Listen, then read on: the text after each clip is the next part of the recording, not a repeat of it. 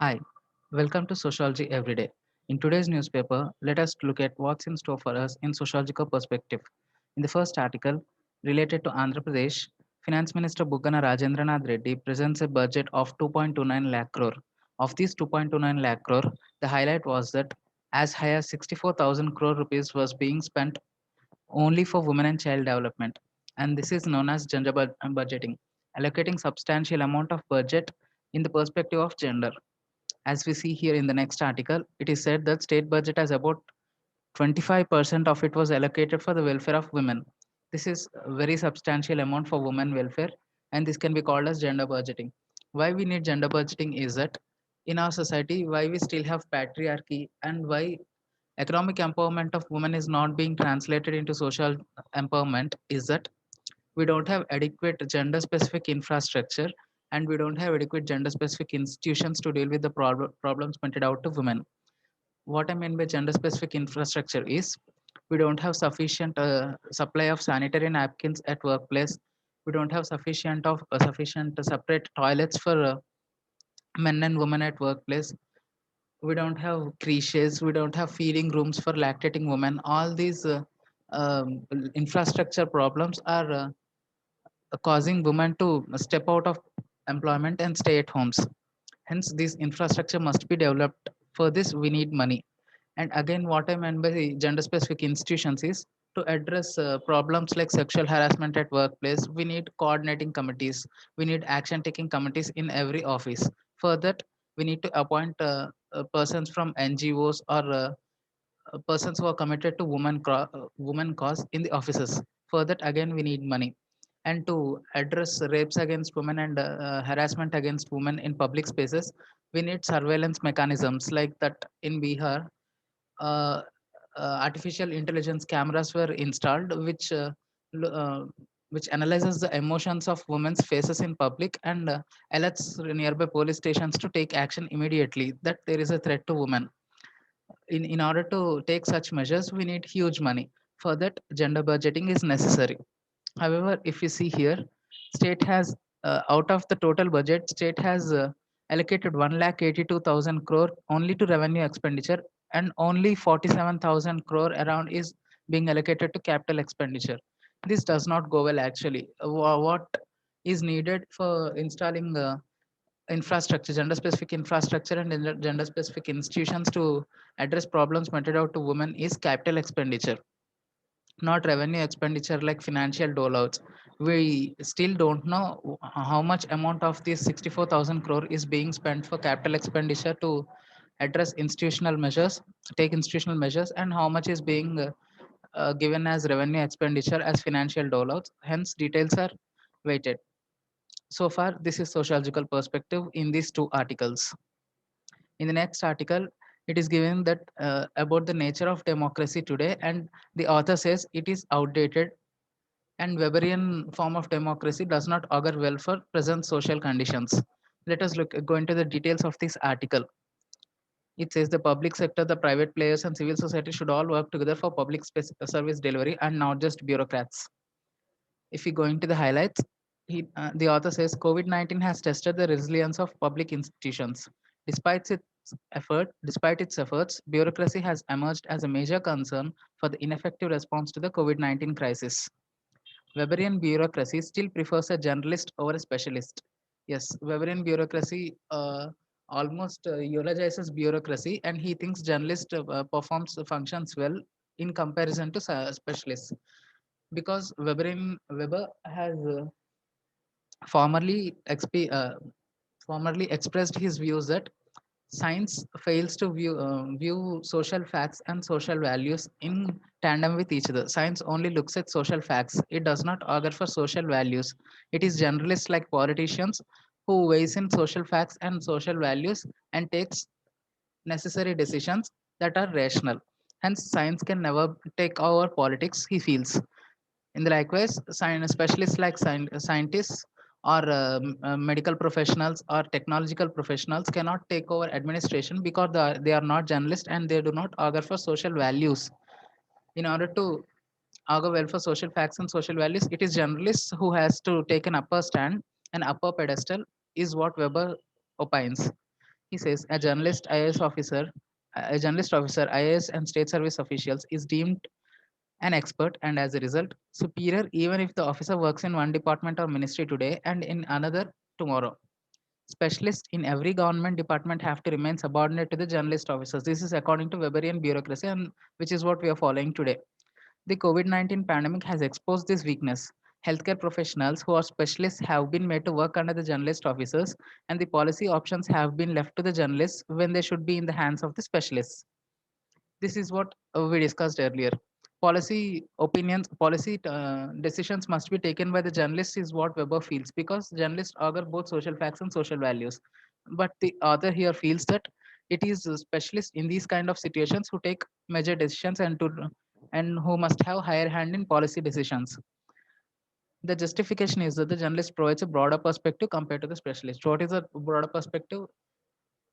Comparing social facts and social values and taking necessary decisions in rational that are rational. Weberian bureaucracy. Traditional bureaucracy is still stuck with the leadership of position over leadership of function. Leadership of function is when a person has expert knowledge of a particular responsibility in a particular situation. Expert knowledge is nothing but scientific knowledge, and this experts come under science background. Weberian bureaucracy prefers leadership based on position. Bureaucracy has become an end in itself rather than means to end.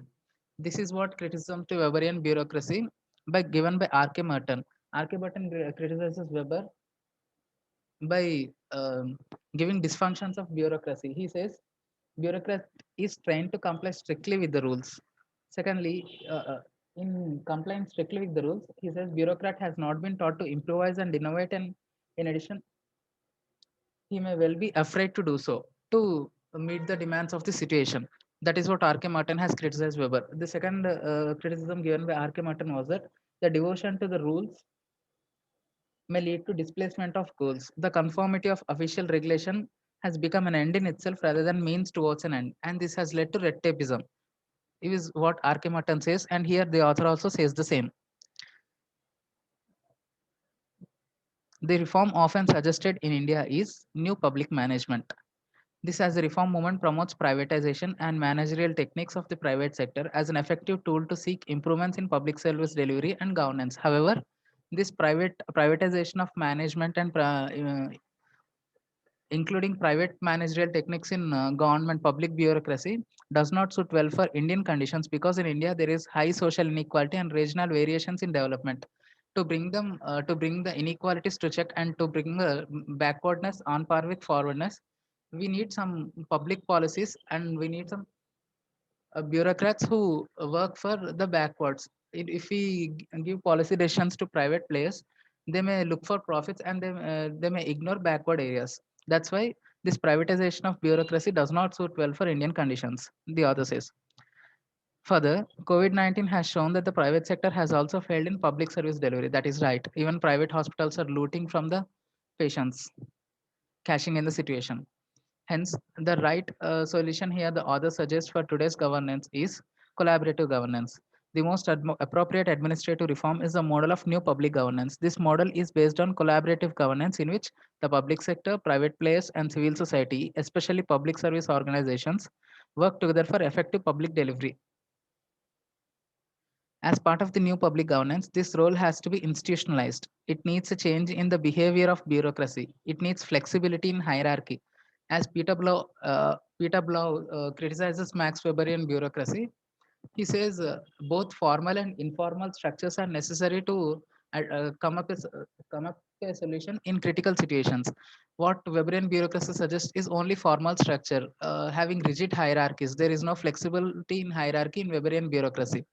Hence, Peter Blau criticizes him by saying that flexibility in hierarchy is required to come to a solutions in crisis situations. That is what the author also has told here.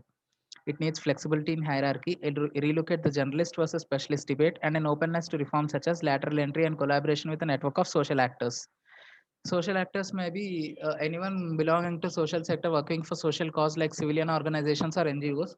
And here it may be again charismatic authorities, persons feeling charismatic authority like celebrities, film stars, sports persons, etc. The importance of charismatic authority comes handy because charismatic authority has the capacity to wield out both traditional authority and rational legal authority. What bureaucrats play is rational legal authority. But in times of crisis, rational legal authority may not perform well because people may not get much influenced by the rules and regulations. They may not abide by the rules given by the rational legal authorities. In such situations, charismatic authority can be used, and film stars and sports persons can be roped in to influence people to nudge social behavior that is appropriate to address the crisis. Hence, social actors become necessary, become handy. All major revolutions with huge implications on public service delivery have come through the collaboration of public bureaucracy with so-called outsiders. These include the Green Revolution in India. MS Swaminathan is an outsider not belonging to bureaucracy. The White Revolution here, Verghese Kurian is again an outsider not belonging to bureaucracy. Aadhaar enabled services, Nandan Nilekani belonging to private sector, and the IT revolution by Sam Pitroda. All these were not belonging to bureaucracy, and it is public-private collaboration that has brought necessary changes and necessary reforms conforming to situation. Hence, collaborative governance is the need of the hour, is what author suggests. Moving on, in this article, it is given that Sonia for free education to those orphaned in pandemic because orphaned due to pandemic is an external situation and it has created income inequalities and social inequalities in India. Contrary to what Karl Marx suggests that the capitalism is only the cause of social inequalities and economic inequalities. Here, pandemic has been an external factor as criticized against his theory. This pandemic has divided society into haves and have-nots, and this will cause division of labor. And this is not normal division of labor according to Emile Durkheim, and it will lead to forced division of labor because those deprived of equality of opportunity, they may be forced to work against their will and wish, and this becomes forced division of labor. And Durkheim fears that this type of forced division of labor is what results in alienation and class conflict, and not as Karl Marx opined, capitalism. Hence, to address this forced division of labor, we have to give some incentives to the deprived, and we have to bring them on par with the haves. For that, free education is necessary to those orphaned in pandemic. These orphan can be considered as backward now, on par with social and economic backwardness, and they given may be given right opportunities like reservations or free education into the Navodaya Vidyalayas as Sonia Gandhi suggested.